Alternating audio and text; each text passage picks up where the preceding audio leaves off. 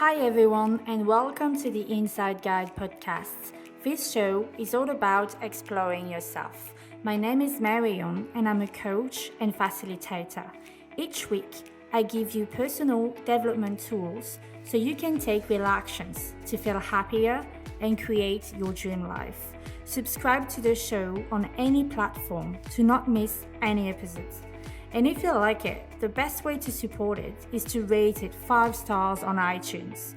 This allows others to discover it easily. Welcome, sit back, and let's begin.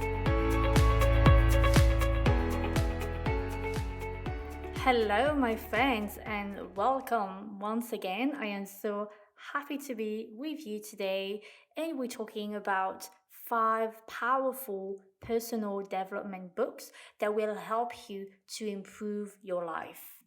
So, all the 5 books that I'm going to give you today are books that I read in the past and that really helped me to become more who I am, to become more independent, to become more confident, to improve my relationships with myself, with others, improve my communication, improve my behavior, the way I think, the way I see life, and my mindset, and all of that. So I hope you will like them. There's probably some of them that you must have read because they're like really famous in the personal development field. Some of them you might have not read yet, but I hope it will inspire you. So I'm just going to tell you the books like this. There's not an order of preference. I just all of them help me so much on different levels. So let's start. The very first one that I want to talk about is The Power of Now from Eckhart Tolle. To me, it is kind of like the base of any personal development book. It is an amazing book, very interesting. It's a self-help spiritual guide to help us to discover our true being and also to understand the power of now, how it's called, obviously. It's not necessarily an easy book to read. I read it a few years ago, and just talking about it makes me feel like I should read it again. But I truly encourage you to read it as it's really interesting.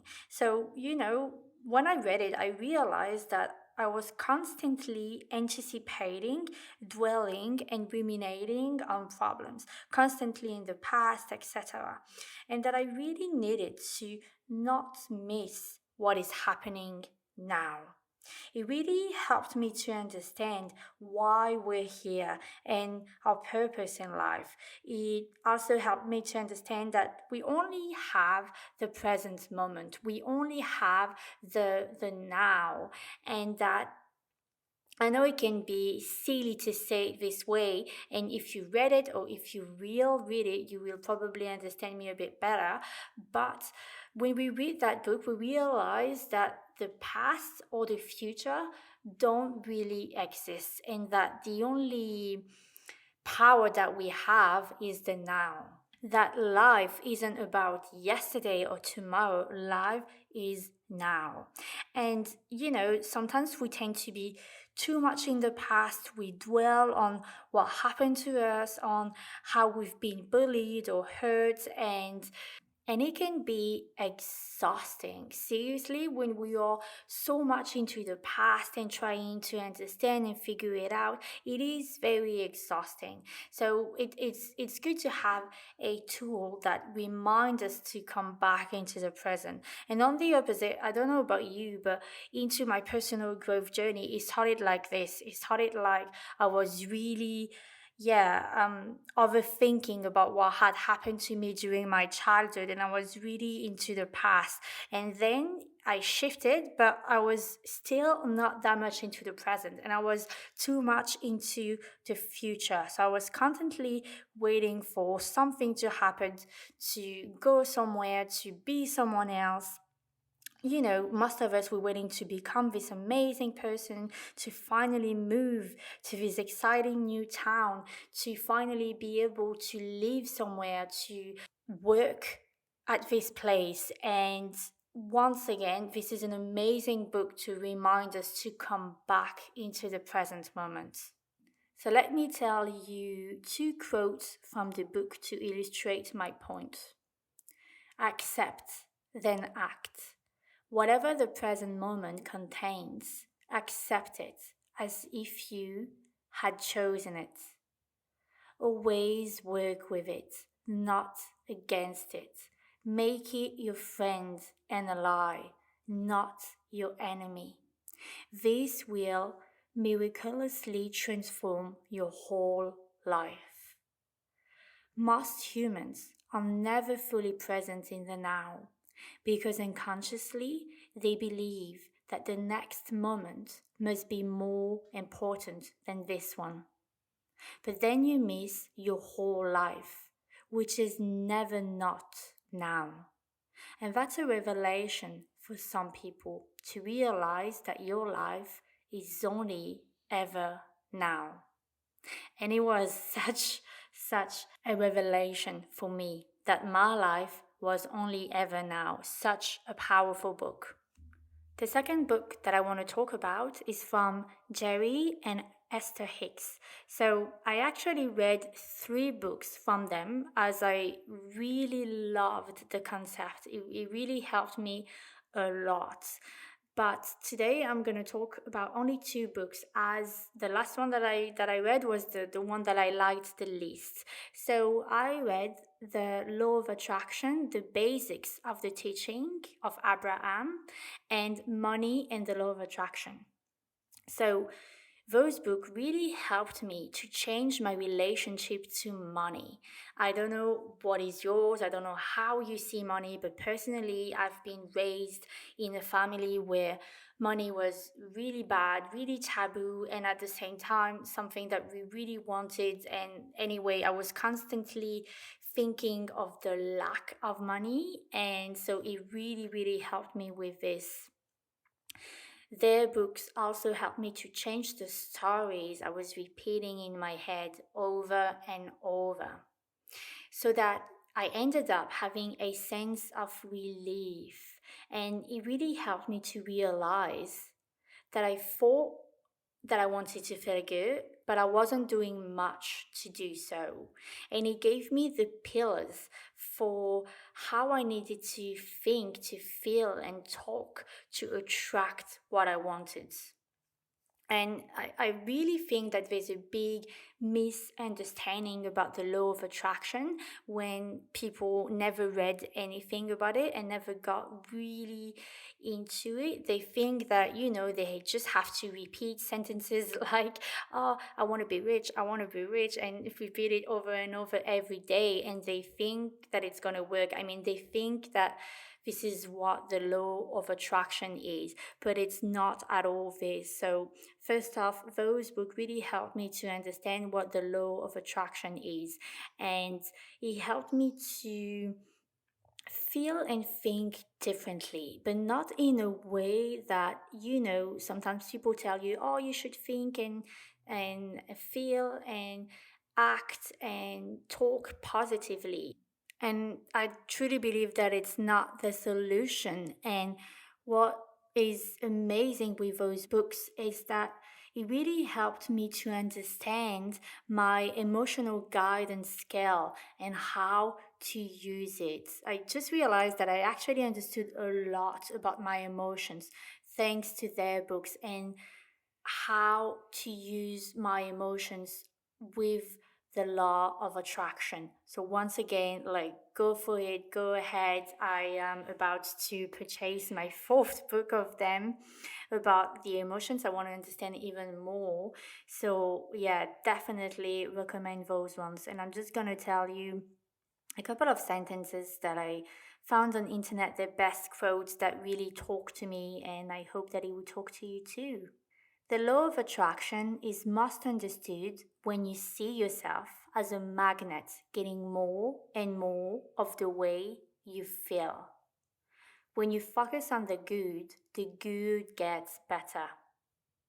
If you had one goal and that was to feel good, you will never again need to hear another word from anyone.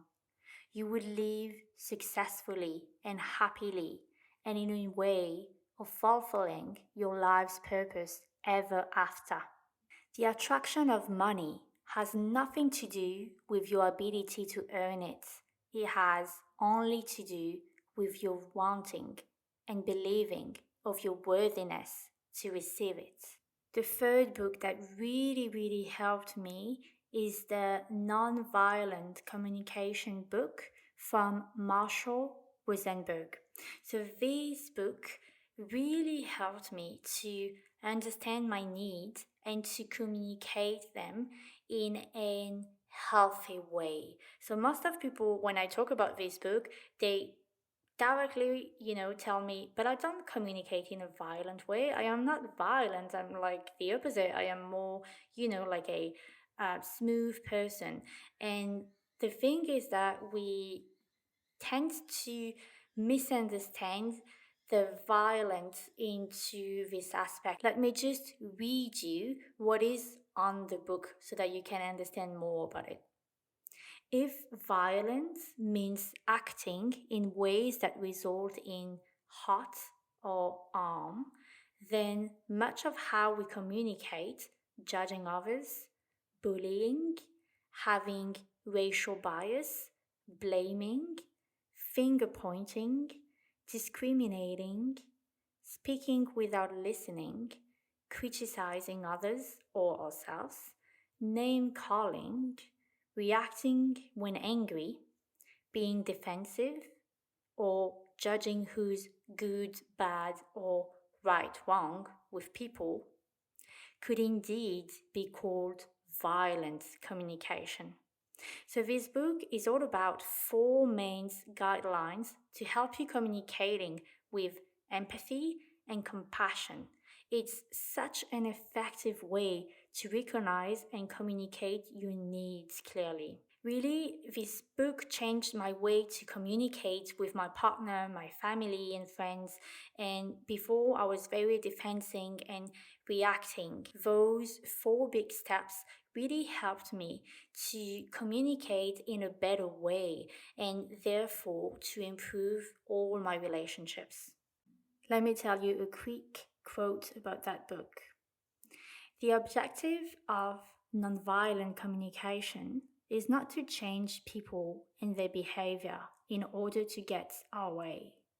It is to establish relationships based on honesty and empathy, which will eventually fulfill everyone's needs. The fourth book that I want to talk about is Untamed by Glennon Doyle. So it's the last book that I've read lately, and I absolutely loved it. I assume that you probably heard about it as it was such a success. But I don't know, I thought that it would be just I don't know, I didn't feel like reading it before, and I finally jumped and dived and did it, and I just loved it.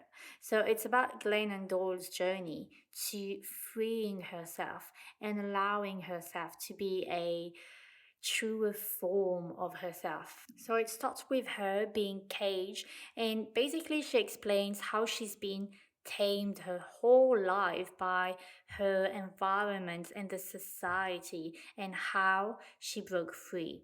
So it's about figuring out how not to care so much about what others think of you and what the world tells you to be. So it's a really interesting book, and I'm just gonna read an amazing quote about it. Every time you're given a choice between disappointing someone else and disappointing yourself, your duty is to disappoint that someone else. Your job throughout your entire life is to disappoint as many people as it takes to avoid disappointing yourself. I loved this book. I really recommend it. If you haven't read it yet, go for it. And finally, the last one is a novel from Paulo Coelho, and his book is Veronica Decides to Die. So I read many books from Paulo Coelho, and I know that one of his most famous is The Alchemist, that I absolutely loved too. But I know that that one is less famous, and I think it's probably his second best one, to my opinion. So let's talk about it. This book is a novel about a young woman from Slovenia that appears to have everything in life to be happy. But nevertheless, she decides to commit suicide. Though she has friends, family, and a job, she feels powerless with her life and have the feeling that it will become worse over time. So the thing is that her plan fails and she wakes up in a mental institution where her doctor tells her that by trying to take her life away, she damaged her heart and she only has a few days to live. And so the whole story is her doing her entertainment in Villette, and she realized that she has nothing to lose and can therefore do what she wants, to say what she wants and be who she wants without having to worry about what other thinks of her. And so, during the whole journey, she's gonna fall in love again with being alive. What I love the most about that book is that it gives you another perception of what you think and believe being normal and being kind of crazy. And you also realize that what society and the world labels as crazy is sometimes way much more normal. So yeah, it is very interesting. And if you like Paulo Coelho, I truly encourage you to go and listen. Let me just give you a quote from the book. That's how it should be with you. Stay mad, but behave like normal people. Run the risk of being different, but learn to do so without attracting attention. Concentrate in this flower and allow the I to reveal itself. What is the real I? Asked Veronica. It is what you are, not what others make of you. And voila, my friends, this is it. This was the 5 very powerful personal development books that really helped me to improve my life and become a better version of myself. So tell me, share with me, have you read one of those books or did it inspire you to write one? I really hope that you enjoyed this episode and let me know. I love to connect with you. See ya guys and take care. If you listen to the Inside Guide, is that you know that you have an extraordinary life to live, a life that is meaningful and impactful. It is my mission and my passion to help you creating it. If you like the show, then you will love my coaching programs. I will guide you to gain clarity on what you want to achieve and what you need to do to take the perfect next step. I will help you to learn what to do so that your little voice in the back of your head supports your life choices, so you can start to be confident and to overcome obstacles, so you can feel yourself moving towards the life of your dreams. If you want to have more information, I encourage you to visit my website www.mariansanfilippo.com/coaching. The link is in the description.